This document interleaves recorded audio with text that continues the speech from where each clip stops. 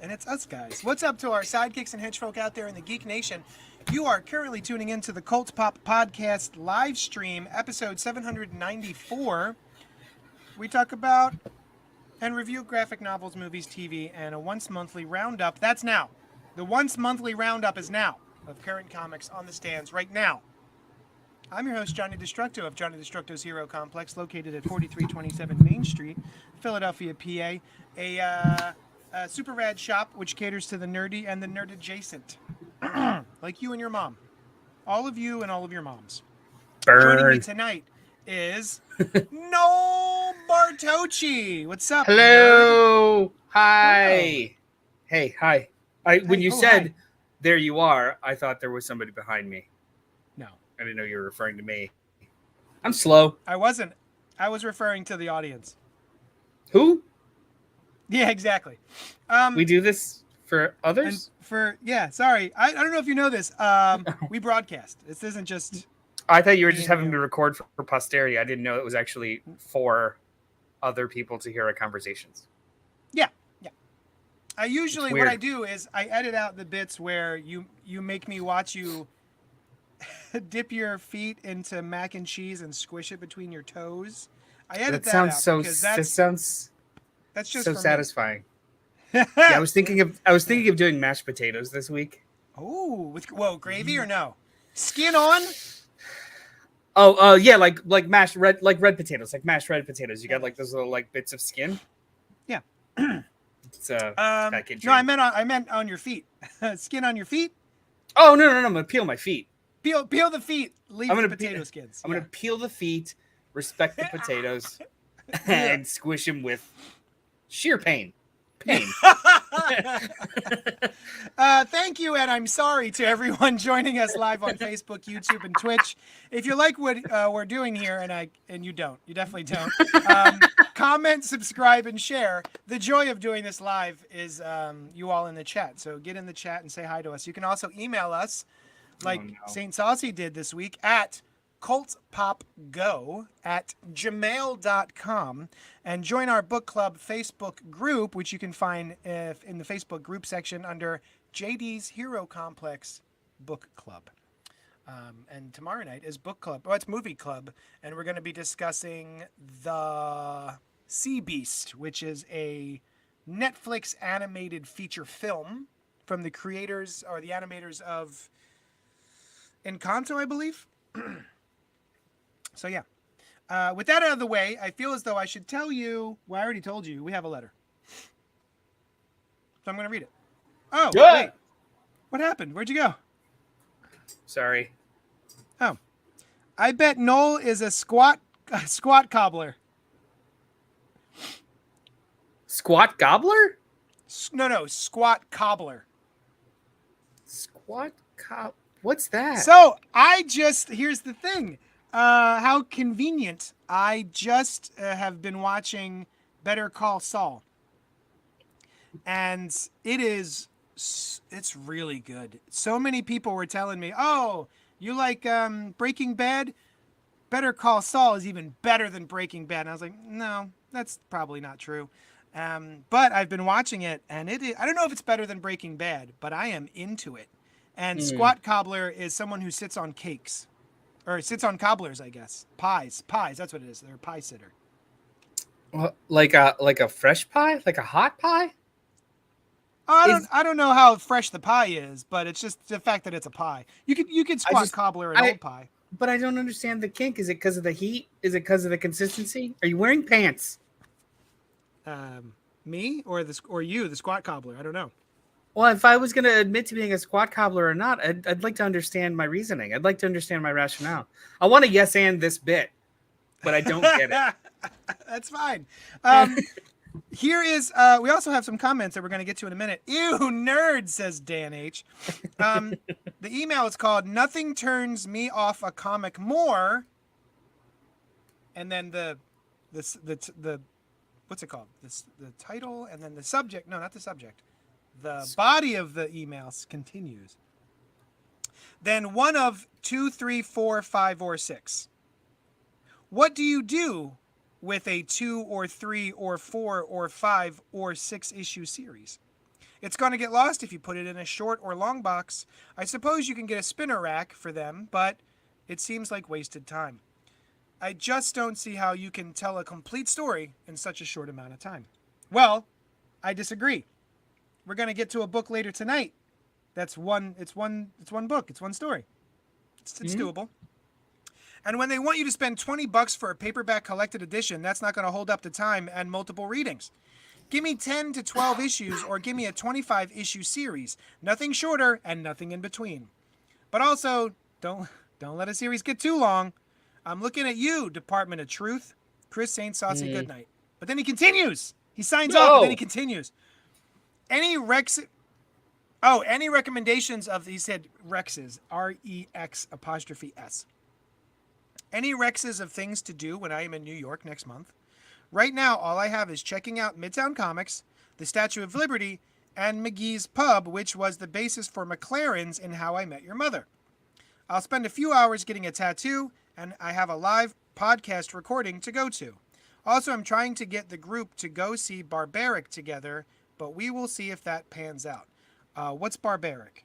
It's the new horror movie coming out. You saw the poster for it, like the red with the door frame. I have no idea what it's about. Yeah. Me neither. Do you have any recs for Chris Saint's Night in New York? I was going to say, what order do you want to do this in? New York recs? Sure. Do you like ramen? If you like ramen, there's an amazing authentic ramen place in Midtown called Ichiban. And it's the place where you literally go alone. You're in a little hut and there's a curtain and you just order and push the piece of paper and they just slide you food. Like, it's modular eating and it's ramen and it's delicious. And it's really, really fast. Wet dream. Essentially, you don't have to be there with anyone. Midtown Comics is fun. There's another really great shop. Oh, go to Forbidden Planet. That's a really great shop. That's over by Times Square also. Forbidden Planet's a fun shop with lots and lots of toys. I don't think I've ever been to Forbidden Planet.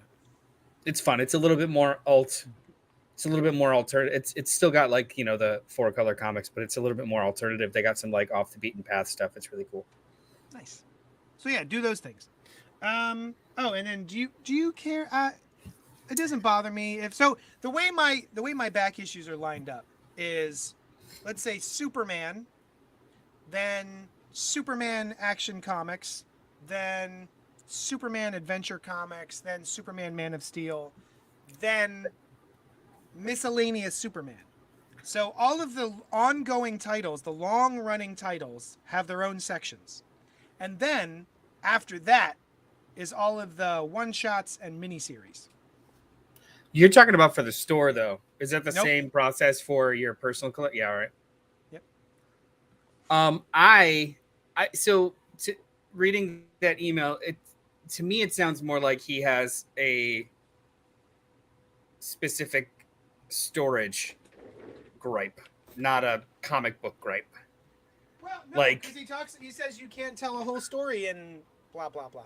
Well, yeah, but it all stemmed from the fact that he doesn't know how to store them or store them his preferred way they get lost in a long box and stuff. So I don't know. I heard a little bit more about like the format makes his preferred process a little bit more difficult, which I could totally appreciate.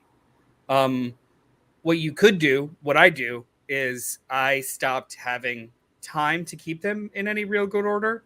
Now they're just in random boxes so I have like in my office, every corner is filled with short boxes, like over there, underneath my desk where I put my feet on. They're all in a weird order, but the main order is I've read it and I'm not going to sell it is one order. The other order is I haven't read it yet. So I have a short box of stuff that I haven't read yet that I will like dip into. And then there's a box of I'm going to sell these or I'm going to get these graded. So I've got like 3 piles and that's it. Like I would take me weeks of going through every single long box and then sorting it completely for it to just fall apart within like 2 months. Yeah. I just don't know. Like unless I had a brick and mortar store, I have no incentive to like truly sort everything personally. I do find it relaxing to organize my collection, though. If it was all out somewhere, sure, but I would have to literally like my closet's a Tetris situation. They're all over the place. Like it would take forever just to get everything in front of me to sort it, and it's just nothing I want to do. Just do a box at a time. Yeah. But everything is everywhere though. We mean a box at a time. So I've got tons of short boxes. Yeah. There could be 15 issues of Avengers, but the rest of the series is in the closet in like an unmarked long box. Like everything is everywhere. So in order to organize all of it, you take it all out. No. You take one box out, you take a small box out, and then you take another small box out. You've got two boxes in front of you, and then you just organize those two boxes, and then eventually you bring out another box, and then you can. Do you see? You don't bring it all out at once. You do it piecemeal. It doesn't seem like you. I guess so. Like what I'll do is I'll take a small box or a long box, and I'll organize that long box. That's done. Now I bring out box number 2. Organize that. What? I don't actually organize that box. I'll just take whatever's in it and I'll start moving it over into the other box. But anyway, that's a whole different thing. But do you have a preferred, like before we move off the email, do you have a preferred length of series? I mean, I know that anything good can be however length it's supposed to be. But like you don't have like a sweet spot that's just like, oh, that's kind of nice. That's perfect. Like 25 issues. It's right there. Like I like a 6-issue trade. I like being able to read everything in one sitting at a trade. But I don't know. It depends on the story, because if I'm reading a story and all of a sudden I'm 100 bullets. 100 bullets. I started that series twice.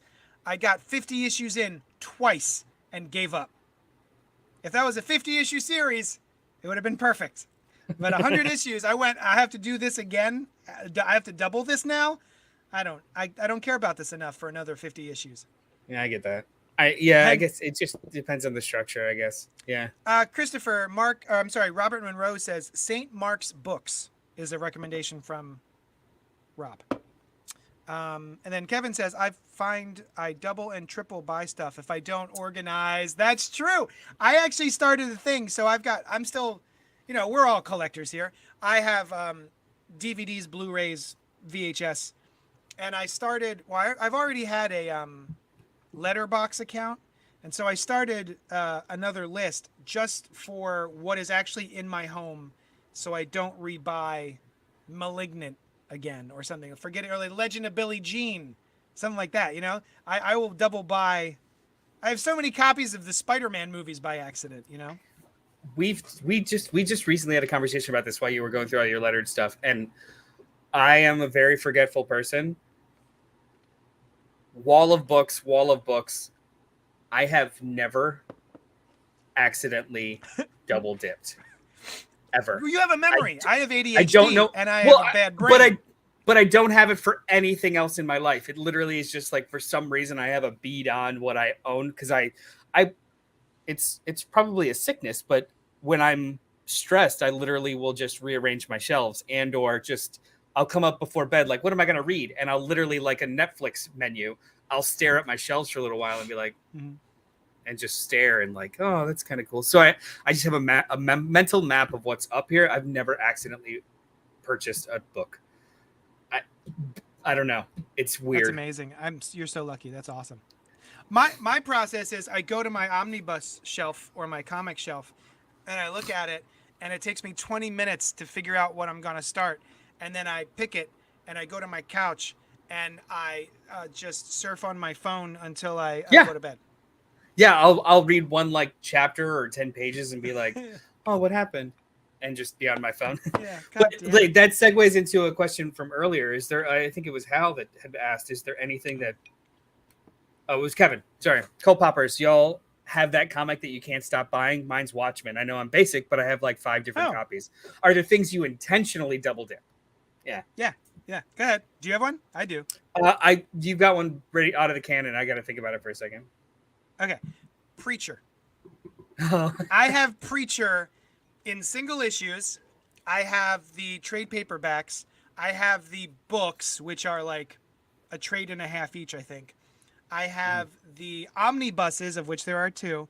And then I've got the absolutes, the leather bound. There's 3 Preacher absolutes that I have as well. The only thing I don't have, which I wish I did, and it's too late now, was like a piece of art from the series. I would love a Steve Dillon or a Glenn Fabry original from. We can't track that down and Not on this budget. murder someone for it.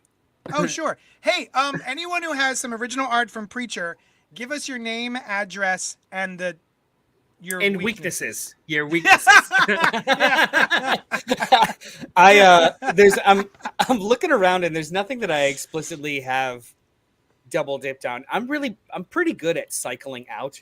So when I upgrade a format, I'll drop like the lowest one. But there's things that I definitely would double dip on.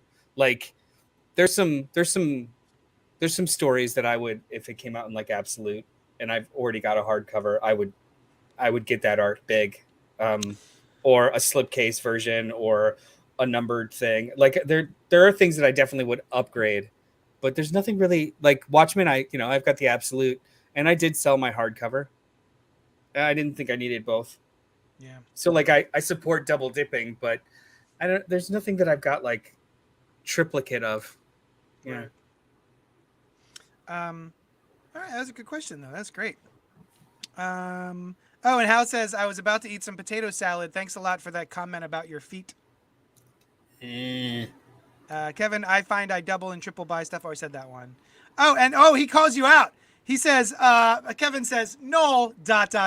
There is no way for you to know that if you don't organize. Oh, well, are we talking about single issues? I don't know. Single issues I've accidentally like on a weekly basis, or like I'll order from or pre-order and then get from the shop or grab and pull, or if I want double covers, I'll do that. But no, man, I have never accidentally bought a trade. Ever. I think he must be talking about issues then. Single issues happens. Yeah, that totally happens. Because, like I've got a pile of like first issues that I want to read, but I haven't gotten to yet. Mm-hmm. I'll forget if I have the third and fourth, if I want to read the whole thing, or yeah.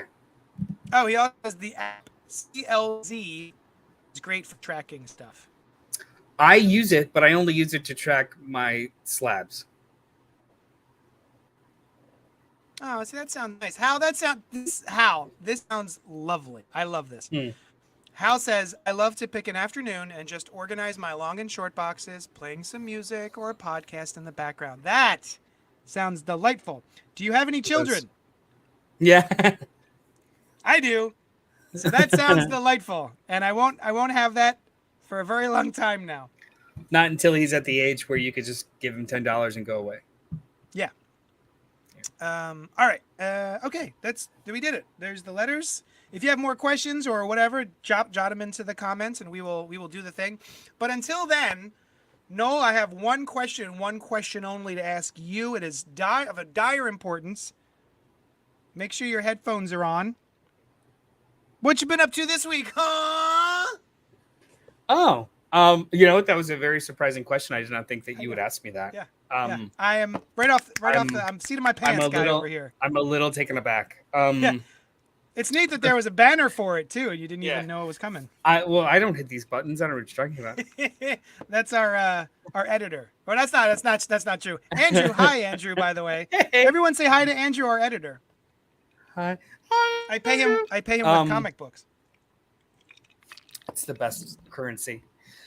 So I had a week off last week, which I spent organizing, cleaning, running errands. But one of the things I really wanted to do is I wanted to go see a movie.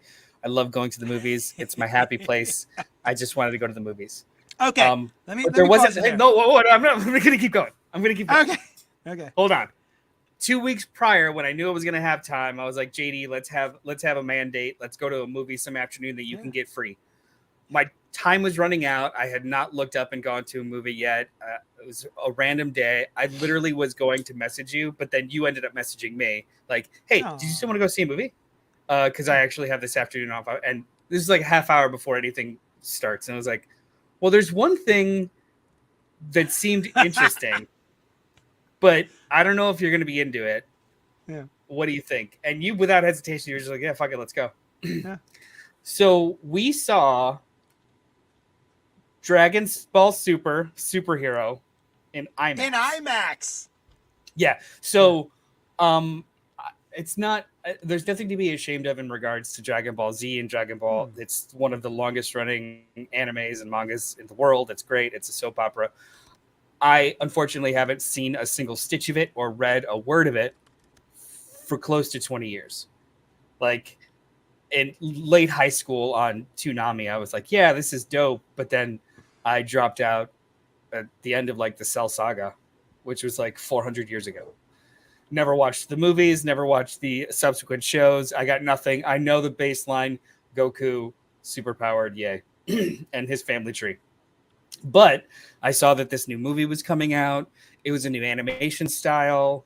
Apparently, it was a decent starting point, which is debatable for like modern Dragon Ball. And frankly, I thought it would be weird and cool to see it in IMAX, to see a largest format, a 3D or a CG animated anime in the largest format. So I was like, yeah, let's do it.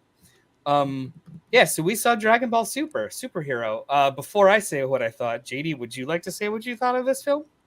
Well, first I feel like I should say my history with Dragon Ball is none. I have no history whatsoever. I have never I've never dragoned a single ball in my life. Never balled a dragon. I never balled a dragon either. I'm aware of it. I know that there's doofy looking folks with spiky hair and something about over 6,000 or over 9,000 and I don't know, you got to catch them all or some shit. I don't know. I've never Dragon Ball. It's a different ball. That's it. So, yeah. So when Noel said, because the idea was when we broached the subject of going to a movie together, you were like, "Oh, we'll go see Bullet Train." And I was like, "I am actively interested in seeing that." Yes. And so when I was expecting to text you and go see Bullet Train, and you said, "Let's go see Dragon Ball," I went, "All right." I've never Dragon Balled. Maybe it's the most amazing thing. Here's my chance to jump right in. And it's on IMAX. How doofy is that? It seemed to me like, oh, we'll go see Dragon Ball on IMAX. What a neat idea. So we did that, and I actually had a really fun time. The movie was actually very silly and funny. And the CG was great. I usually don't like this type of CGI. I don't know if it's called cell shaded or whatever, but it's kind of 2D, but they take the 2D and then they make it look 3D, and it looks pretty cool with this particular project. And it had superheroes. I was like, that's up my alley. I like superheroes. So yeah, I thought it was fun. I don't know what else I could really say about it other than you can kind of just mostly jump in. I did kind of do the lean and like, what was that? What's going on? Kind of thing, like maybe twice. But overall, I was like, I get it. What was it? They recap the entirety of like the Dragon Ball series in the first 2 minutes. And then they just start their story. But, and I didn't realize how much I don't watch anime because I started to recognize like some of the tropes. Like, characters fully recap 20 minutes ago in the movie in conversation, which I was like, I get it if this was like episodes. Yeah. But we're talking like moments where like they get each other up to speed. But in other movies, they don't show the audience that because it's just regurgitation or like, I just saw that 20 minutes ago. No, this movie sits you through it. So like when Piccolo has to get Pan up to speed about what's going on with her dad, we saw it all. Yeah. But he sits there and tells her for a whole scene, and you're just like, okay. Yeah. So like the pacing was weird and kind of wonky and silly, but the movie was fun as shit. And you know what? IMAX was cool. It was super, IMAX super was cool. cool. It was. It felt like a simulator ride because this fully animated experience and the cameras panning and flying in and out. If the chairs moved, I would have been at Universal. It literally That's what felt like a simulator ride. I was about to say it would have been cool if it was on like 4D. Like the 40X thing. Yeah, that would have been cool. 40X, yeah. Yeah.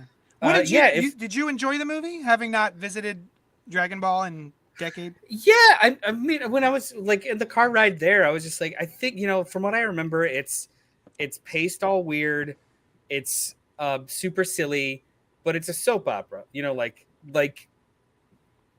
wrestling, where you just kind of get invested in the very silly ongoings of these people, and it's very heightened emotion.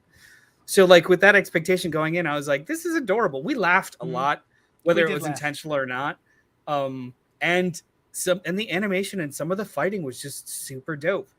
So and honestly, by the time the third act hit and everyone's doing their crazy power-ups and one character, you know, sacrifices themselves for other characters, both of us were like, oh, he was so cool. Like it was emotionally effective. So I was like, this is great, this is really cool. Kevin's in the chat saying, I highly recommend Dragon Ball Z Abridged from Team 4 Star on YouTube. Basically a satire Reddit or re-edit, not Reddit, re-edit / dub of the show by some fans over like 10 years. I'll tell you what. I have been curious about starting Dragon Ball now. I was like, should I find where it's streaming? Should I try to find the original episode and like jump in and maybe enjoy it that way? But I haven't gotten around to it because I'm watching like Better Call Saul and stuff. They retell like if you ever want to feel old and underwater, just like go look at the Dragon Ball and Dragon Ball Z like wiki page and see how many series, episodes, and movies, it's like and where they line up in the, you know, some of the movies retell whole seasons, some of them don't count, some of them do count. Like if you tried to do it in any kind of order, your head would explode. I'd go insane. Like it's going on so long. It's like just jump. It's like a comic series. It's like, do you start Spider-Man at number 1 or do you start it at a new jump on point? And then if you want to go back, you go back. You know, like you fly around. Speaking of feeling old, I have a customer, Lou, and I was explaining to him that when we do the subscriptions and I have to read out the names for Ray to put the books in the subscription, every time I read out Lou's name, I always think of Fight Club. And so I said to Lou today, I'm like, oh, do you know the movie Fight Club? I said, oh, you've seen Fight Club, right? And he's like, oh, that old movie? And I was like, fuck you, old movie. You don't know where I've been, Lou. You don't know where I've been, Lou. Yeah, that old movie. Eat shit. Yeah, anyway, Dragon Ball. Thank you, Kevin. I may actually look up Dragon Ball Z Abridged. So yeah, that was awesome. That was fun. I'm glad we did that. You have something else? Yeah, I've also taken a little bit of this extra time to catch up on some reading. So I've been doing a lot of back issues, trying to pull through my box, and then my box of unread stuff. But then also like some trades that I'd picked up on the fly, plow through. I've read a lot of stuff, but what kind of bubbled to the surface has been the first volume of A Righteous Thirst for Vengeance by Rick Remender with art by Andre Lima Araujo. And it's really good, and I still don't know what's going on. Oh yeah. So we read the first issue and we reviewed the first issue when it first came out a while ago. I think all of us were pretty positive on it, but with the caveat of I wonder where it's going, right? Like it was a little bit of a tentative, we'll see. 6 issues in, still don't really know where it's going, but it keeps shocking me, and not in a it's violent, but not in a kind of like grotesque and or unearned kind of way, more in a I did not see that coming. I did not see that coming. Like it feels like I'm reading early 2000s, late 1990s, early 2000s South Korean thrillers. You know, like Okay. Old Boy or Mr. Vengeance or Sympathy for Lady Vengeance, those kind of Park Chan-wook Nice. movies, which By the are, way, Old Boy is coming back to theaters, but go on. I saw that, which Mhm. are very tense, unafraid to do very shocking things, do not explain what they're doing at all times, like Western cinema or Western stories. Like they just drop you in, and it does Yep. it really well. So it's hard to say like A plus everyone should read this, because I think it takes a very specific kind of person or fan to actually enjoy the process. Yeah. Um, it's an ongoing, I guess. I don't know how long this could last because it's a very tight, tense story thus far. I think issue 11 or 12 is the most recent. Yeah, a Register for Vengeance. And I can't help, the main character looks exactly like Benedict Wong Yeah. from so I can't not hear him and see him, and that's fine. Yep. If they ever made this into a movie or something, do it. Just cast him and get it over with. But It's so ridiculous that I was like, oh, was he involved with the project? yeah. Did he write this? What's going on? But Yeah. it's basically this guy in Toronto who stumbles upon a murder scene, but then, or a professional murder scene. So it was done by a professional. He recognizes some traits or some things in the scene, like runs away, gets out of there, and then under his floorboards at home, he pulls out a thumb drive and is able to access the dark web. And he looks up exactly who took the hit and where they're going next, and attempts to save the next victim from this hired killer. What we don't know yet is how the fuck he's able to access the dark web, what he knows, what he doesn't know. It's just this seemingly schlubby guy who's now run afoul of some hired killers on the dark web.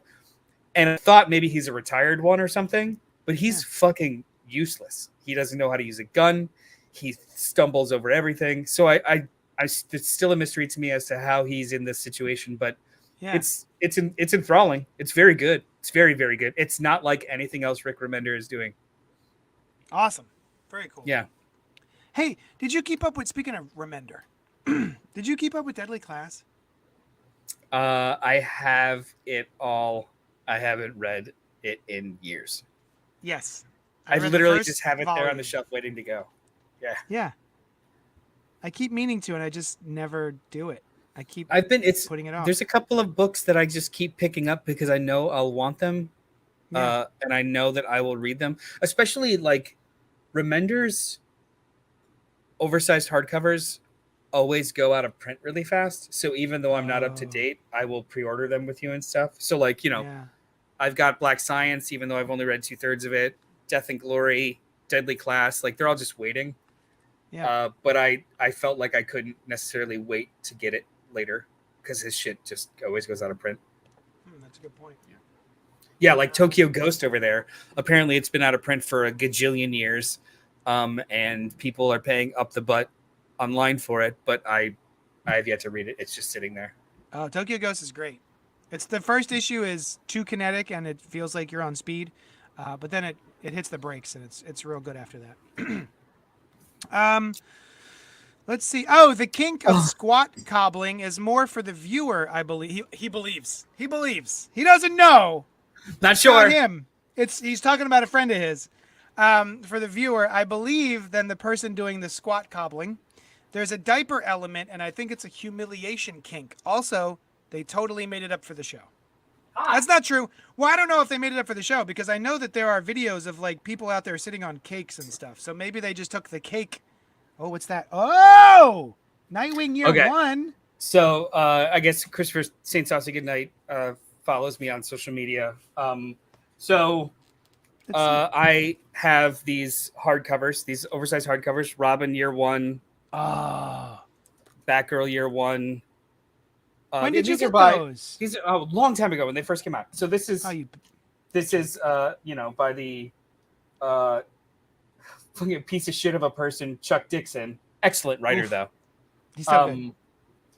But so it's a series of it's 3 hardcovers, and the third one was Nightwing Year One. Oh, I don't think I ever read that. Which neither had I. Who drew it? I sat on it. Scott Beatty, Scott Eh. McDaniel, and Scott Beatty. I sat on it, and it went out of print so fast, and is one of the hardest things to find I've ever looked for. Like it was a whale. So this past week, I finally tracked down a copy in one of our like Facebook groups. And the guy he very well could have charged me tried to charge me like $200, and I would have just been like, no, I'm good. But he wanted some trades of stuff that I was going to sell anyway. So I was like, yeah, I'll absolutely send you $150 worth of books that I'll never read or touch again for that. And so I made a little video of it going into my shelf. Oh, nice. I'm very proud of this. Remember when you used to do Thunder Rounds? Yeah. That was great. You want me to do Thunder Rounds? You want to do Thunder Rounds? I was thinking about just doing them for I don't even know if we have to do them on YouTube anymore. We could just do them for TikTok. It's probably easier. I don't read my books fast enough now. So hey, peek behind the sausage.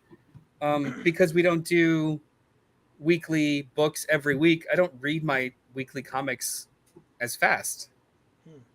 But I guess I could. Yeah, you could. Anyway. All right. So, Black Science was great, says Kevin. I didn't know there was a Nightwing Year One, and it's not written by Chuck Dixon. Double plus good. Yeah, it is. It's written by Chuck Dixon. It's Scott Beatty and Chuck Dixon. No. Sorry. Yeah. Do you have anything to ask me? Oh, well, I feel like I would want to know what you've been up to this week, huh? Oh, I'll tell you. Thank you for asking. I was man, what a surprise! This is nice. Thank you. Woo! It's nice that you ask me these things. Finally, someone cares. I finished League of Their Own, the TV show that is on the television, and it's a show, and it was great. It was awesome. Abby something stuff. Jacobson from Broad City. Broad City. Yeah. Jacobson. Whatever. And also the lady from the other show. Darcy Garden. Darcy Garden. Yeah, from The Good Place. Yeah. It's great. It's really, really good. You're the first one to tell me, because I knew it was coming and I was excited about it. But as per usual, it just sort of like dropped and I didn't know it dropped. And you were like, hey, if I can watch this. So I did. We blew through it. It was awesome. Very, very different from the movie, which I have a high fondness for. I really liked the movie back in the day. And this one makes that movie look like trash. This one deals with, I think, more elements of the past, more troublesome elements of the past than that movie did. Yeah. That one was like a cute little glazing over of what had happened. And this one is like a little deeper. It deals with more things. And it was, man, it's so good. It's so good. I was into it beginning to end. And I'm hoping that there will be more seasons of it. And because I only saw the movie, I thought, well, what are they going to do at the end of the season? Like, this is going to be a one-season show. Like, what else is going to happen? There's plenty more to talk about, apparently, and to discuss with the history of the Peaches and the teams and all that sort of stuff. So, yeah, what is it? The AAPGL league, like the All American Girl I wasn't gonna try. Pro Baseball League. All American Girl Pro Baseball League, and then they eventually dropped Girl. But so I was very ignorant to the actual history and everything too. So like just watching the movie, I was like, oh, they only got to play for a little while. It went on for like 8 years. The league went on for the entirety of the war and a little after too. So like they could mine it for a while, but yeah, the show was so good. Like it makes the movie look like a happy-go-lucky cartoon. And the show is a lot of it deeper because you can spend time with these people. Also, you can talk about things that probably weren't as open or media didn't have language for 30 years ago when the movie came out. Actually, I saw a little interview with Rosie O'Donnell, who was in the original film, and Penny Marshall had directed the film. And Rosie was talking about how she wanted to read a certain scene a certain way, aka gay as hell. And Penny Marshall was like, "No, we shouldn't do that." Like, she didn't want her to do. She's like, "Make it less gay." And so Rosie O'Donnell just kept doing it the same exact way. She was like, "I'm just gonna keep doing it the way I'm doing it," and she would pretend that she was doing it a different way. How was that take? Was that a better take? And she would just do the exact same thing because she wasn't going to back down from making it gay because it really did speak to her specifically, and she thought it was very important. So the fact that this show is gay as hell, gay as the day is long, and it's really well done. I really enjoyed it. Yeah, me too. We this household ate through it, and it's like first week, and can't wait for a second season. Hopefully, they'll get one. Christopher Goodnight says, Nightwing Year 1 just came out this year, it feels like, and it's already sold out. I'm sure I could have gotten you a copy from my local shop. It's one of the first things as I read as it was coming out because it followed War Drums and War Games, which is what brought me into comics. I mean, I should have pre-ordered it also. I just waited, and by the time it was out of print, it didn't come out this year. It came out in like 2020, 2021. I did not remember that at all. I'm surprised I didn't order any of them. It's weird. Anyway. You're the worst. I don't know. So that's what we've been doing this week, huh? That's it? That's it. Yay! The rest of the show is going to be about some of the comics from this past month. Oh, but first, before we talk about if you want to help us out, you should go to patreon.com/JohnnyDestructo and help us out with your hard-earned money.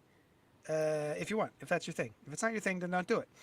You can also go to, we're also live streaming on YouTube and Facebook Live, and give us your money and go to patreon.com/JohnnyDestructo.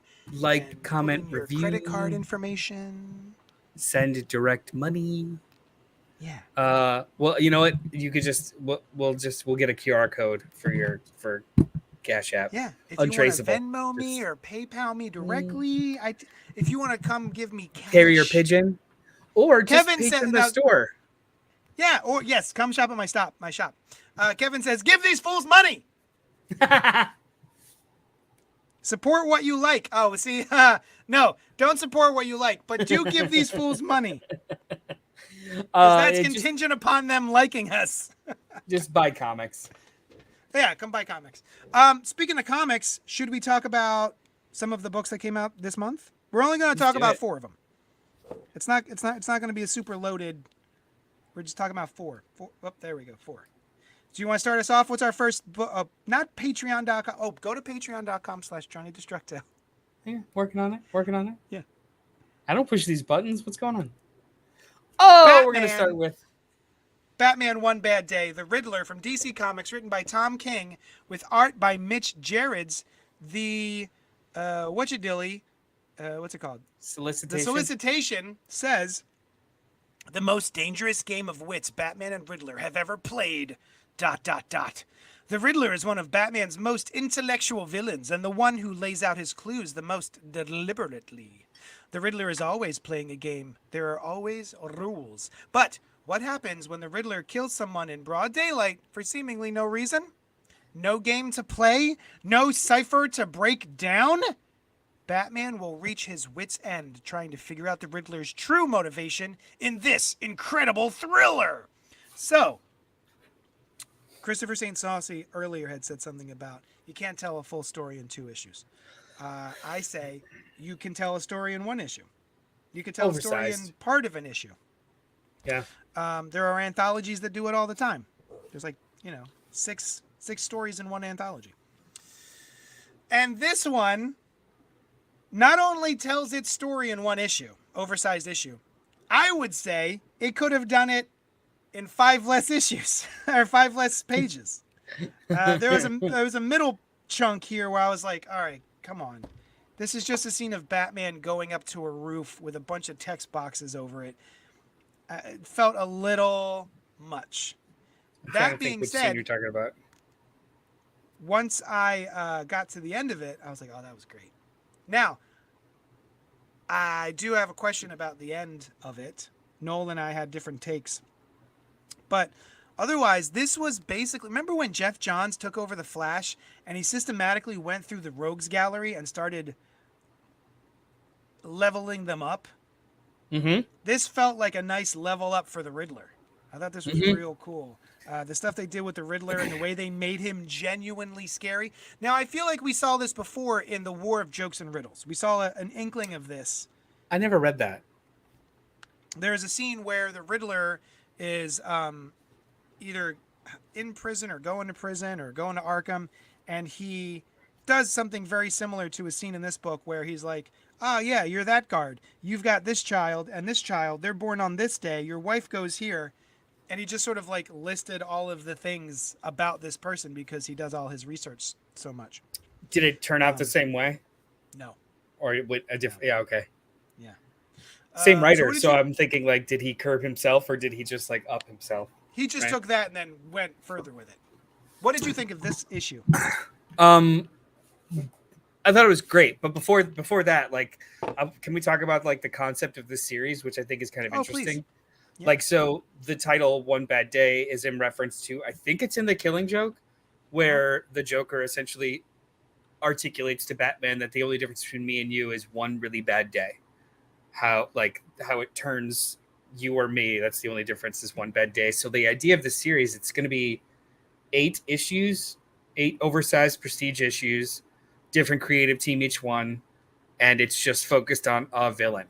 So I think the next one is like The Penguin by John Ridley and Giuseppe Camuncoli, and Tom Taylor's doing one, Mariko Tamaki's doing one. So like, none of them are connected as far as I know. They're literally all just short stories in their own universes. One bad day, focused on this villain. What I didn't know, and what I don't know going forward, is that Bruce's one bad day or the villain's one bad day. Mm-hmm. Because this issue makes it's a reveal. We're doing spoilers. Whatever. This has been out for like 3 weeks. Well, yeah. Or has it been 3 weeks? Holy shit. I think like 2 or 3 weeks. Yeah, maybe two. Okay. Maybe 2. Do you want to spoil the ending? Because I think it's a good conversation. I just don't know if anybody had a chance to read it yet. We both highly recommend it for anyone who wants to skip ahead a couple of minutes or come back in a couple of minutes. We are going to spoil the end of this, but we both say you should pick it up and read it, right?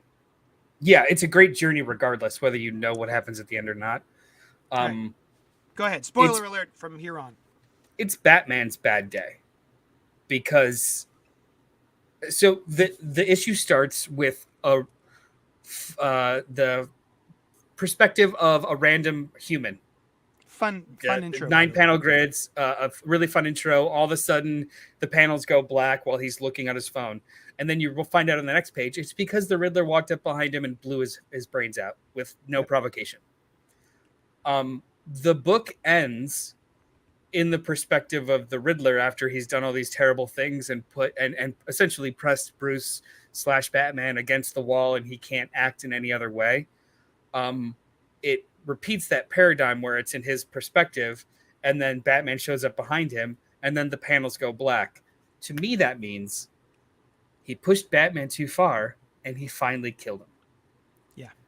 Which is a tough pill to swallow for, the character or fans of the character in general, because, the thing about Batman is he does not take it to that point. He does not murder.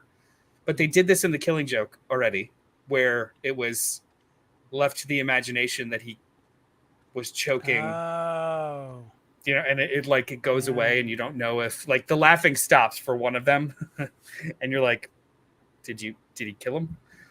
So I think that Batman killed him, and why it doesn't bother me is because this whole issue systematically set up just how awful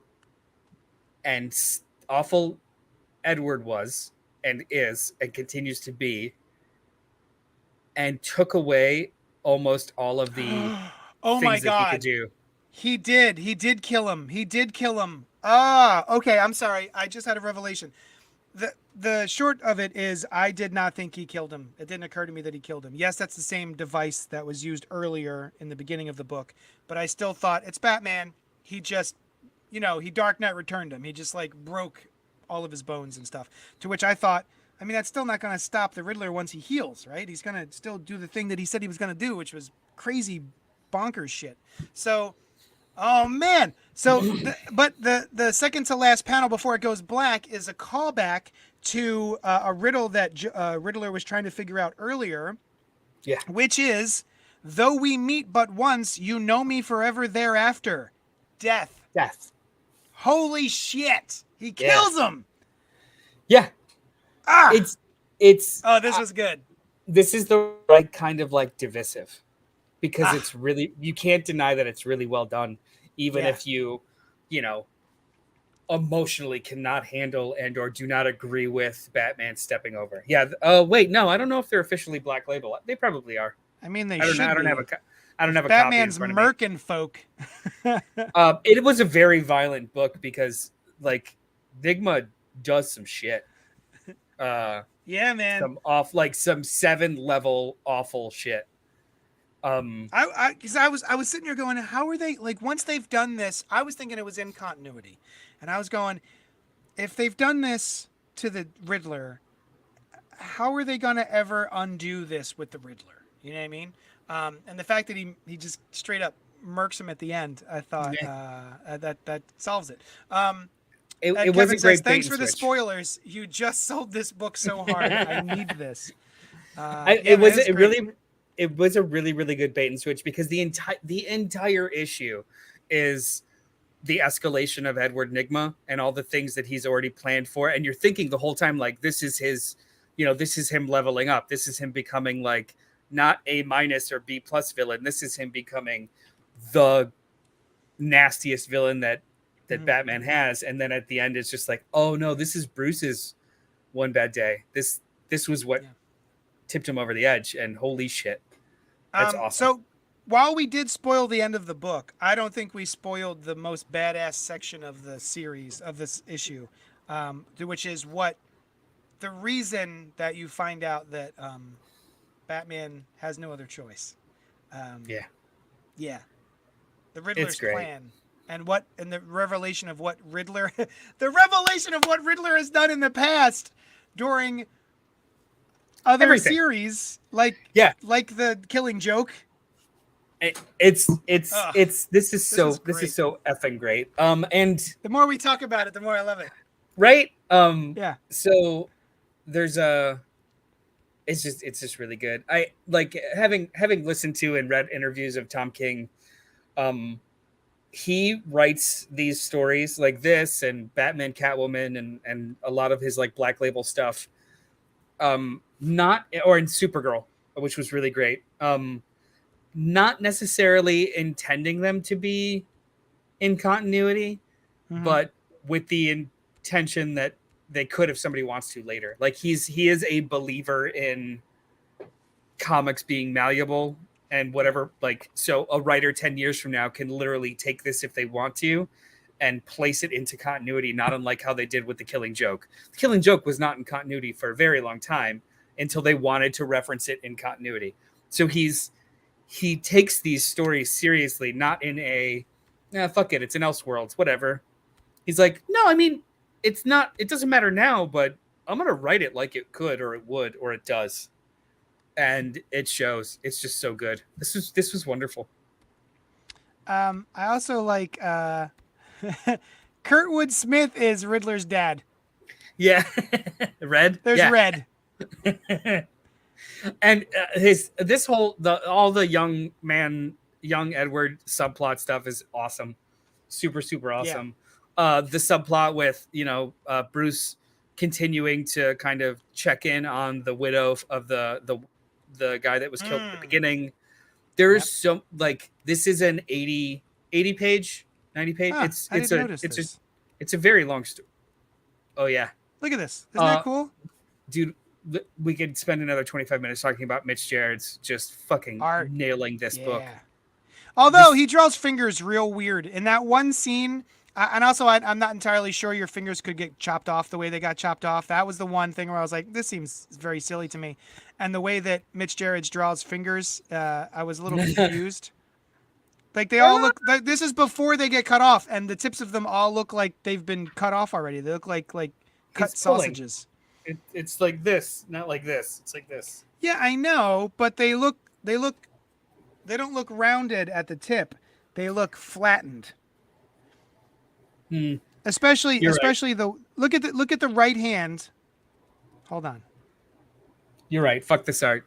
Don't pick up this book. This guy's the fucking worst. Look at this. Look at the why is his middle Yeah. finger Oh, so tiny?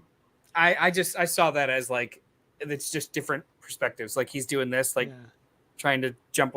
This is for those listening. We're literally putting our hands up to the screen. Yeah, just envision it. It's great. It's really good.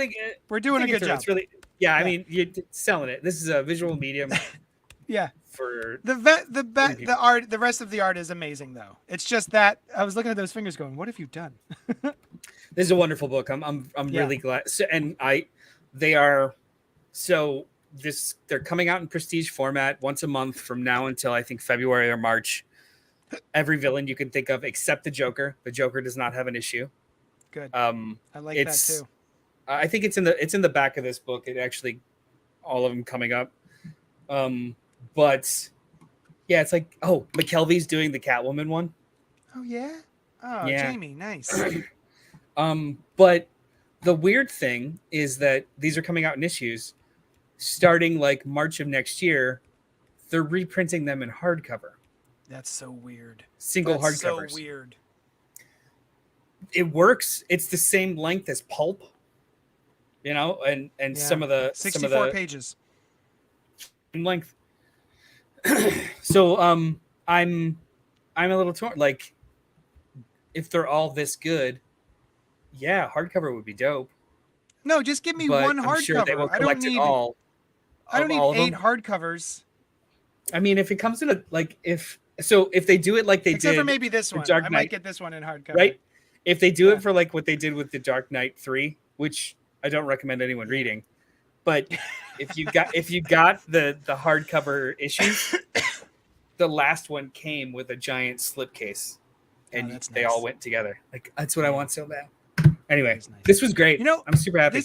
I'm almost a little disappointed that it's not this same team doing each of the villains, to be honest. Like the other ones may be as good as this, but this was like knocked it out of the park so hard that I'm like, I want you guys to do this one for all of them. If I can remember, Bane, Riddler. I remember Mr. Freeze is Jerry Duggan and Matteo Scalera, which I'm like, 100%. Two-Face is Mariko Tamaki. I forget the artist. Raja Ghul is Tom Taylor and Ivan Reis. And Jackson Lansing and Colin Kelly are doing the Clayface one, I think. So it's up and down. It's like new names and bangers. I think this is cool. It's a very cool idea. Yeah, I do like the idea of it. All right, next up on the docket is Avengers 1 million? 1 million BC. 1 million BC. Avengers 1 million BC. Numbers are hard for me. And this is by Jason Aaron and Kev Walker. The secret origin of Thor revealed. They are the defenders of the dawn of time, Marvel's first and mightiest legacy heroes. But their greatest secrets have never been revealed until now. Witness the dark events that shatter their ranks. See how their lives come to shape the entire future of the Marvel Universe. And be there for the monumental event that reunites them one last time. The true story of Thor's birth. Birth. Welcome to birth. This is fine. This was fine. I have not been keeping up with Avengers by Jason Aaron. So a lot of this, but I wouldn't say there's that much that I needed to know other than Gaia yes and no. was Thor's mom. It was revealed that Gaia was Thor's Gaia. mom, and yeah, so I already knew that already. I guess there wasn't really. What any big surprises in this that I didn't know? Well, the Phoenix of it all. Eh. That's what's new. Because so like it's a as this issue was pretty accessible for the most part. I would say so. Yes. But it was also weirdly in the weeds really hard of the 60 issues of his Avengers run. Because all of this stuff with like the 1 million BC Avengers, which he started at the very beginning of his run 5 years ago. Yeah. So like he's looping back around a lot of these concepts. And midway through all that, he introduced the idea that actually the Phoenix Force considers Thor her son. Oh, I am your mother. I'm they lied to you. There's more to it. And he's like, you're full of shit. So this whole time for, I don't know, maybe 20 or 30 issues since that's been kind of thrown out there, we didn't know. And the royal we of readers of this run didn't know if they were going to retcon Thor's parentage or there's something else to it. And this just kind of reveals that there's basically something else to it. Phoenix, knowing that she can't stay on Earth because it's her nature to raise planets, but wants to make sure that it's left with a hero to protect it past, because she is already seeing the nastiness of Odin, the shittiness of him. Odin's got some hardcore bro energy in Jason Aaron's runs. He's just an idiot. He's so young Thor. Yeah. So she basically, I don't know how I feel about this. She basically convinces Gaia to allow Odin to court her. Yeah. Because with the promise that it will benefit the world, going forward, and I'll be here with you and we'll do this together. So it's not that she is in any way an actual, she is though, kind of. She saves the child. Right. So she's more of a spiritual. She brings him back to thematic, life, right? Yeah. With her fire. Yeah. So like she is a two-hander. Thor's birth was a two-hander. The simple story is that it's Gaia's. The little bit more convoluted story, which I think that's somebody read this and said this is convoluted. I would not disagree with them. I enjoyed it. Yeah. But it's pretty convoluted. The whole like born of fire and thunder and earth, Thor is, the greatest hero. And they all claim to be his mother. Yeah. Yeah, I don't think this story being told the way it was does not make me think that Phoenix is his mother. No, more like a midwife or just like a doctor. Like a dope ass aunt. Yeah, dope ass aunt. Yeah, Phoenix is your dope ass aunt. Now, did they explain what happened with shitty tits? What's her name? His Odin's wife. Freya? Freya, yeah. She showed up in the Thor run. She's like, with Angela hunting and sowing the earth. I'm sorry. I mean, like, she's always been stepmom. Oh, has Thor she? knew. I didn't know that. Yeah, Thor knows that his true mother is Gaia. Freya came after the fact. Oh, I didn't know that. The Gaia thing was news to me. Freya's the woman that raised her. That raised him. It's, and I know this because of The Secret History of the Marvel Universe, written by Mark Waid with art by Javier Rodriguez. I've never heard of it. I hear it's delightful. It's in the beginning of that book. Okay. Gaia giving birth. Of course, they omit this for its history we did not know of until now. Yeah. Okay. This run is cool. I'm not sure I understand. This is Jason Aaron's Thor. This is the beginning of the end of his run. All of this is. Oh, is it? Okay. Yeah, and it's a one shot. I was surprised that this is a one shot. Yeah, so like this seeds Avengers Assemble, which is like an Omega issue, or an alpha issue with Brian Hitch. Brian Hitch is doing the art. Oh. And then There it's was a there was a full day where I would have been excited about that. and then it's a whole like big old climax that's going through both of the Avengers books, Avengers and Avengers Assemble. Right? What about Avengers Forever? Oh, I'm sorry, that's the other way around. Avengers Forever. Sorry, Avengers Forever, Avengers, his 2 Avenger books, and it's just gonna all climax in this multiversal Mephisto shit is just his big finale, which I think is going to be by the end of this year.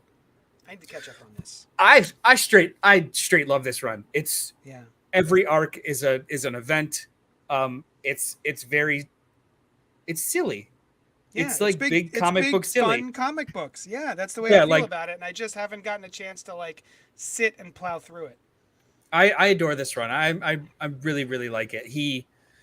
Every anniversary issue, like he did it at issue 25, at issue 50, he closes up a big story thread and then introduces one that's bigger.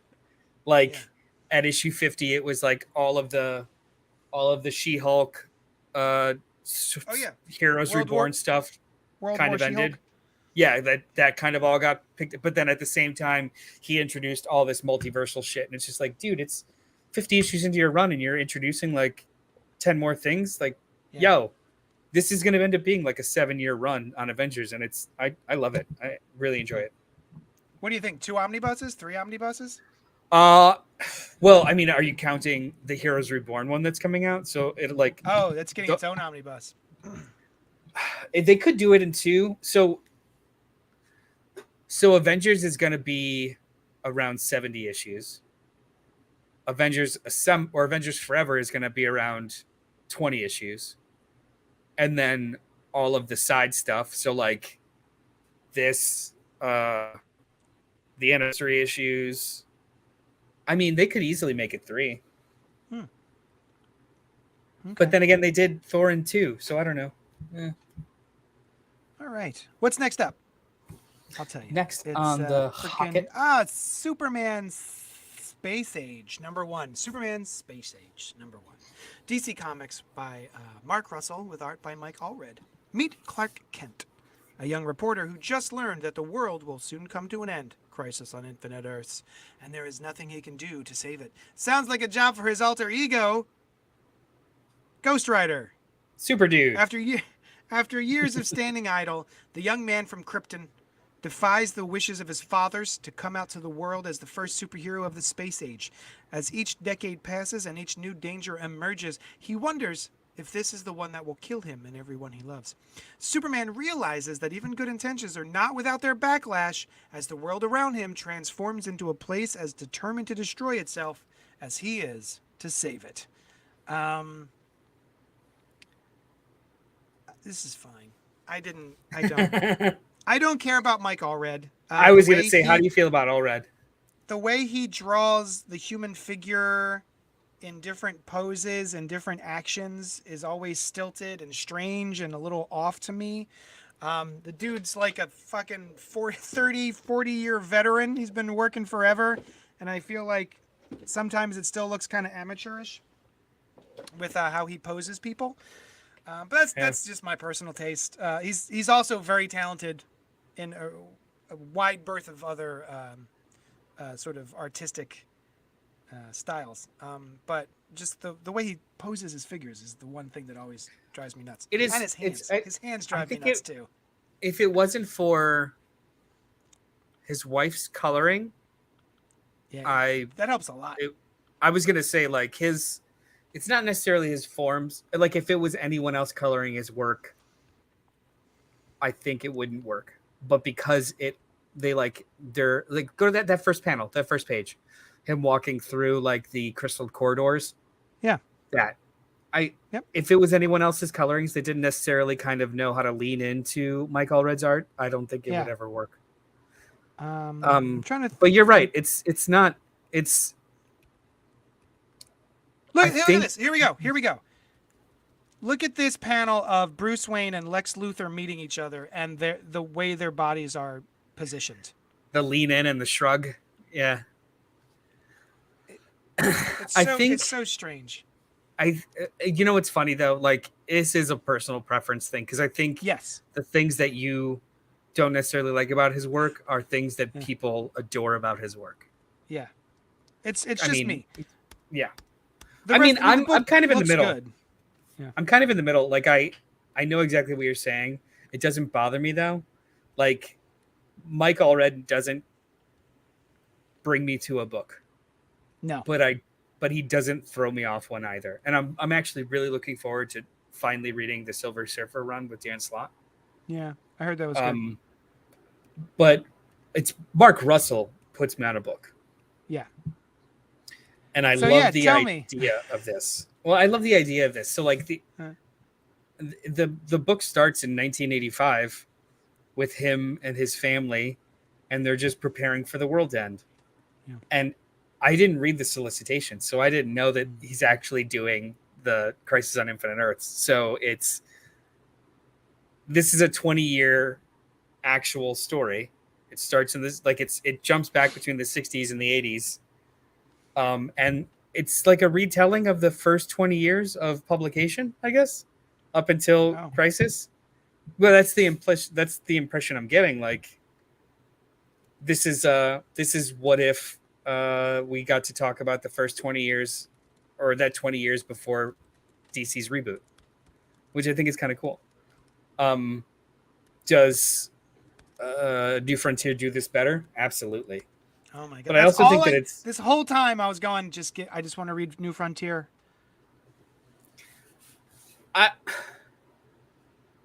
I'm in on this. I think it's okay. Like it didn't wow me as a first issue.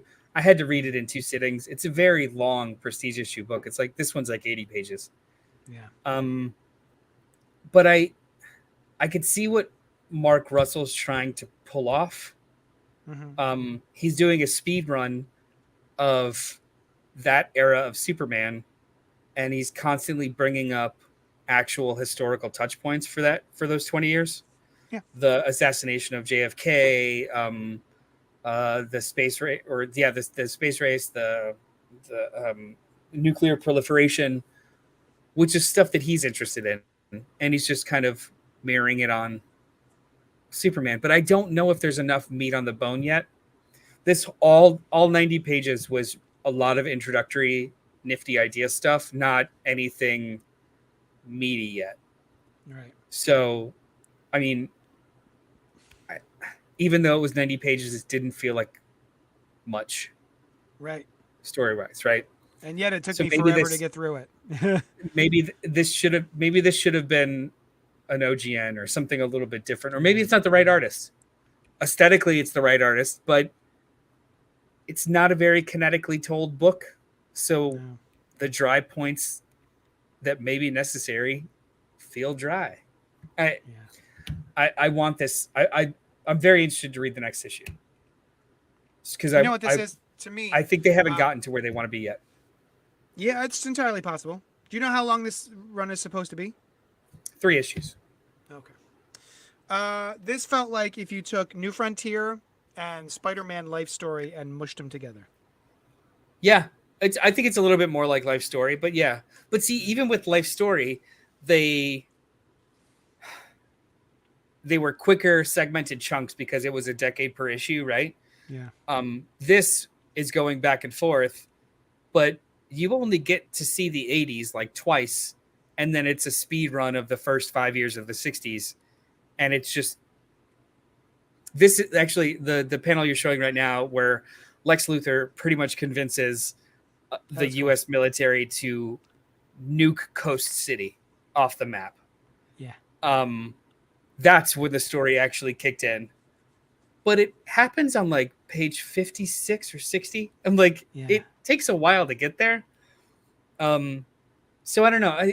I'm hoping that it's, I very much love Mark Russell as a writer. So I'm hoping this clicks with me. Like there was nothing bad. It just wasn't great. Yeah. For me.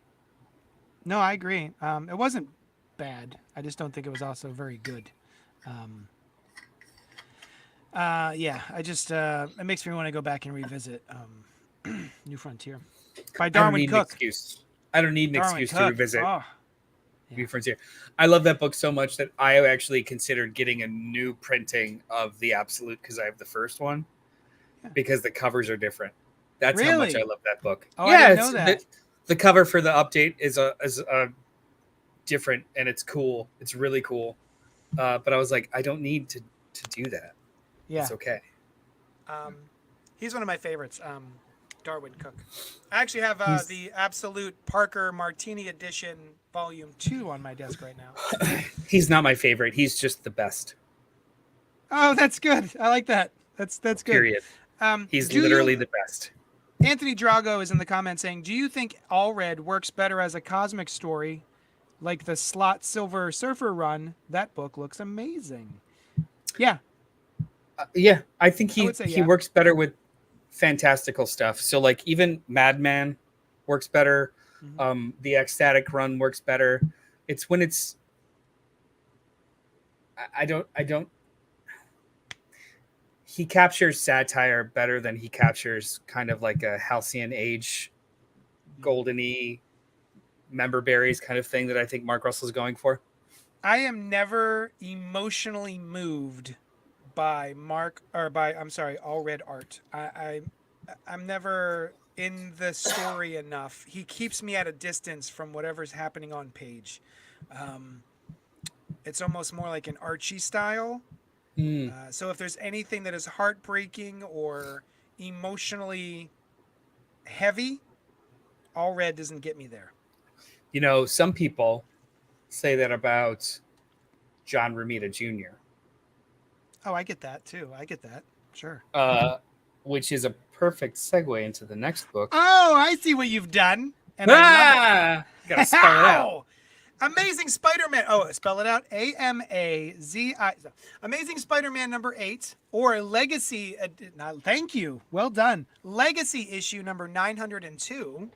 Written by Zeb Wells with art by John Romita Jr. Spider-Man has a new costume and accessories that look vaguely familiar. Is that a glider? Y'all, if you guys like the Spideyman, this current, first of all, okay, all right. This run is great. The Zeb Wells, John Romita Jr., Amazing Spider-Man is bonkers good. I'm really, really digging it. It feels like not a throwback, but it feels like a not a callback. What's the word I'm looking for? It feels like classic good Spider-Man stories. Is what I'm trying to say.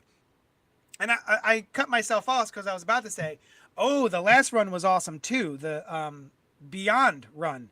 But that I cannot in good conscience recommend to everyone because it's all about Ben Reilly, Peter Parker's clone. That's basically his run. So being a Ben Reilly fan, I am hardwired to love it. I'm not a Ben Reilly fan, and I really like Beyond. I think it's accessible. Because I did a TikTok. Someone had asked, and so I did a TikTok about where it's a good jumping on point for Spider-Man. And I was saying this, and then I was also saying Beyond, but I'm not entirely sure that's for everyone. If you want Spider-Man, you're probably there for Peter. I mean, having read half of Beyond, it's just as much about Peter. I'd say this, I would say in the same way that one of the best runs, if not the best run of Captain America is when he died. It's just as much about Captain America, even though Steve Rogers is not there. That's true. Beyond is a great jumping on point. It's contained. It's great. Anyway, go on. Sorry. This particular issue is also fun. I will say that if John Romita Jr. is the guy who is, what's the word? Designing the new look, it's not working for me. I'm not super into the new. Oh, we don't have the digital, so I could bring it up.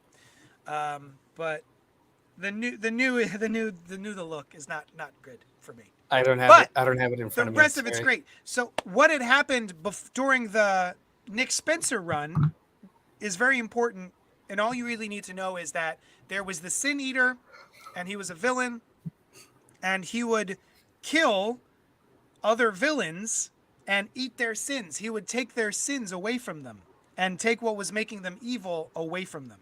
And so ever since, Norman Osborn has been Norman. He's not been the Green Goblin. He has been just regular Norman before the Goblin formula, before the the break that he had. He remembers the mental everything break. too. He remembers everything. He knows what he did. He knows Peter is Spidey, all this stuff. But all of the evil that was in him has been sucked out. So now he's just a regular dude who feels bad about all of the horrible shit he's done over the past decades. And so now he's trying to make it up to Peter and help him out and give him a new suit and all that other sort of stuff. And there's just really nice twists in all of these issues that have been going on. I think, what are we at? Number 8? Yeah. Yeah, 8. There was a really great story with Tombstone and a really awesome twist that happened a couple issues in that I think I even I tweeted or I texted Nolan. I was like, "Gotta read it. This is great." And so, yeah, what'd you think? I mean, I agree with everything you said. This is a really, really fun run, and it's interesting because they're not doing anything entirely new at all. It's just well done, like it's comfort. I mean, there's some things that we don't know yet, like Peter is in a bad place, but they're not saying why or how he got there. It's just like 6 months later. I compare it positively to the Nick Spencer run because what was good about the Nick Spencer run ran out really fast because it became this kind of hamster wheel of convoluted plot points as opposed to just being about Peter. Yep. And even though there's maybe just as many kind of things going around, Zeb Wells never moves it away from mainly about Peter. Like it's you're still in the shit with him as opposed to no. Don't you remember 25 issues ago we mentioned this one thing in a vial, and that in the vial is actually it's got its own issue because it had to make sense for the thing. Like stop. Like it's that run was more about plot. This is more about story, and it's very very it's noticeable and it's really good. Everything is character based that's happening in here. This and it's Zeb Wells was a part of it, but this feels like the high points of Brand New Day, where what happened before and what happens next doesn't really matter so much as this is really fun right now and this is really good right now. And that's what this run kind of feels like so far. Like this feels like a really, really good. It's been 2 really, really good miniseries back to back. It's not like we're in the middle of a 25 issue story. Like, no, it's just Spider-Man progressing. It's good. I like it a lot. Yeah, a lot. I'm as a big Spider-Man fan, I am tickled. Oh, speaking of, did you see that they announced a Brand New Day omnibus? Yes. Yeah, did you see that? I know. I'm into it. So just a quick, because I had when they revealed that, was it Omar? Omar does a video and he does a reveal of whatever Marvel omnibuses are coming down the pike. I fast forward and look. Me too. I just zip through until I see. Oh, okay, that's the thing. He's so wonderful and nice, and that's great. But it's just like, come on, scroll just give me to what the title. I Yeah. Give me what I need, Daddy. So I saw under the comments a lot of folks were like, "Oh, one more day." No, not one more day. Brand New Day was like the worst. Blah blah blah. And I had to chime in and be like, "No, you guys. Brand New Day was fucking awesome.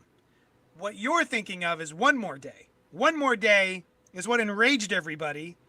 But once we got that out of the way, I thought Brand New Day was dope as hell. We had like 6 different writers all teaming up, telling different stories. Really great artists working on the series and everything. And not everything was perfect, but I thought, man, what a great run of Spider-Man. For everyone who is still walking weird because of the they're butthurt about MJ and Peter not being married still. We had like over 20 years of them being married. I grew up with them being married. It's fine that they're not married anymore. I don't care. Let's let him wet his beak a little bit. Yeah, relax. Fucking relax. So I'm excited for the Brand New Day. And I'm also excited for the Beyond. I'm actually more excited for the Beyond run. Because that was so much fun. Let's see. Christopher Goodnight. No, you mentioned a slipcover for a miniseries. If every mini was maybe 10 pages longer per issue, say the size of the Kingdom Come issues or the DC Black labels, where they are bigger and more prestige, and then they put out a slipcover to hold them, I would like that more. I don't think he. Wait, slipcover? Is that what he means? What's the So I meant that in regards to slipcase? A slipcase. slipcase, yeah, but in regards to like small hardcovers or hardcover sets. So like they did it with Doomsday Clock, the first 6 issues in a hardcover, and the second I sold it, and the second 6 issues came with a slipcase, so 2 of them can be together. Yeah. Of the Dark Knight 3, the Master Race hardcover issues, they eventually came with a slipcase. Yeah, like slipcase, right? I'm saying that right? Yeah, slipcase. Not yeah. He was saying Yeah. slipcover case. But that's not for issues. Now, some have done it. So like Barrier by Brian K. Vaughan came with a slipcover. Yeah, it's right here. These are all single issues, but the last you could like for $10 you could buy the slipcover that this comes in. So it's because they never collected this. You know who's a piece of shit? It's me! And I'll tell you, Barrier was coming out and it kept being in print. It was just in print forever, for such a long time. And I kept putting off getting my own copy of it, or I would get in a copy for myself, and then someone would see it on my table and be like, hey, is that for sale? And I'd be like, all right, fine, I'll just order another one for me. And I kept doing that. I would get in Barrier, someone would want it, and I'd go, all right, I'll sell it to them. And because I could just order myself another one until I couldn't. And now it's out of print and I can't freaking get it. So I've never finished Barrier. I've never read the whole series. I only read issue 1. I don't think I've ever finished it either. Ugh. That Marcos Martin art? Nice. Mm-hmm. Oh, I'm surrounded then by books that I didn't finish yet. Aren't we all? Right. So am I. Christopher Goodnight also says, all red sucks. Oh, JR sucks as well. That's nonsense. Neither of them suck. And I actually like JR better than I like all red. That's all I got. Are we done? I mean, I'm cool with either of them. Yeah, I think that's all that was on the docket. Yeah. So We docked it. Hey, look, to those thousands of people listening, they all have our email address. We're planning on doing a rundown or just a selected of the comics, single issue comics that came out in the month of X. If you know something that's coming out, suggest it.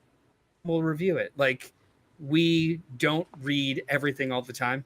So this is less of a what's the best stuff that bubbled to the surface so much as what could be the best conversation. So if you have issues coming out in the month of September that you're interested in, fucking say it so we can read it, prepare for it, and then we'll talk about it next month.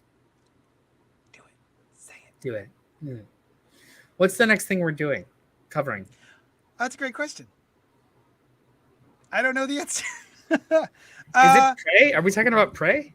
Let's talk about Prey. I don't know. I feel like that ship has sailed. I think everyone's already talked about Prey. And also, too, so the next book for book club, to be mirrored on this, is Bolero. Yeah. We talked about every fucking issue of that book.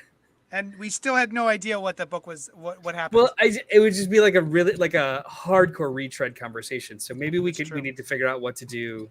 Why don't we do Nightwing leaping into the light? Because no one's talking about it, but Nightwing is great. I agree. It's really good. Or we could do a classic like New Frontier. I was going to suggest Omega Men. Oh, great. Yes. Yeah, it's 12 issues, Tom King, early stuff. Or Tom King. But it's Kyle Rayner, who's kind of in the news right now, doesn't get enough love. Kyle Rayner. All right. I'm in. Let's do it. Remember this conversation because I will forget it. Well, I mean, you have a copy, and I do. I have your copy. We'll get we'll get Brian a copy. Let me ask you this: am I looking at the camera right now? Ish. There's the camera. There's the camera. Am I looking at the camera now? Yes. So how come when you're okay, you look at me. Oh, I see. Now look at the camera. Oh, do you look at me or the camera when you're talking? I look at you when you're talking. When I talk, sometimes I look up at the camera. But I also don't have it so close to my face that you could really notice. So like, maybe that's the it's all the way over there. So, like, a millimeter of me looking left or right is not really as perceivable as, hey, You're hey, hey, hey. Oh, hello. Hey. Yeah. Yeah. Okay. It's all day Zoom meetings for my day job. So like you just kind of get used to being in the direction of or away from the camera enough. Holy shit, this actually works. Actually, shit, I could do this. This is okay. Oh, why am I always so close? I don't know, you dude. Know what? Even because I have to read a lot. So I'm usually like pro tip, or just what I would do when I was for that brief period of time when we were recording on Saturday or Sunday mornings, and I went to the shop first and recorded from there and stuff. I would just have my you gotta the way that you have the camera is way up there, so I would read the notes off my iPad in front of me instead of have to be up there and hit them both. Just saying. Cool beans. All right. Well, this was great for everyone involved. We could have done this off the air, but nope. Hey, you know, a peach do it live sausage. Do it live. All right, guys. We will see you. We will see you here next Monday night at 9 p.m. Hashtag potato salad. What the? Oh, I thought it was mac and cheese. Did I say potato salad? Well, I was doing mashed potatoes, and then I turned into potato salad. Right. That was from That's right. Yeah, thanks. Disgusting. All right, guys, we love you. Thank you so much for hanging out with us. Is next week Omega Men? Maybe we should figure out something else. Wait, actually, I think next week technically is Once and Future, right? Yes. Let's do Once and Men. Future. We'll do Once and Future volumes 1 and 2. Yeah, we just got to get Brian up to speed. Yeah. So good. Oh, we're going to talk about it. All right, everyone join us here next Monday night at 9 p.m. We're going to talk about Once and Future volumes 1 and 2 by Kieran Gillen and Dan Mora. Read it. Join us for the conversation. Get down in the chat and chat with us. We love you guys. We will talk to you later. Da-da.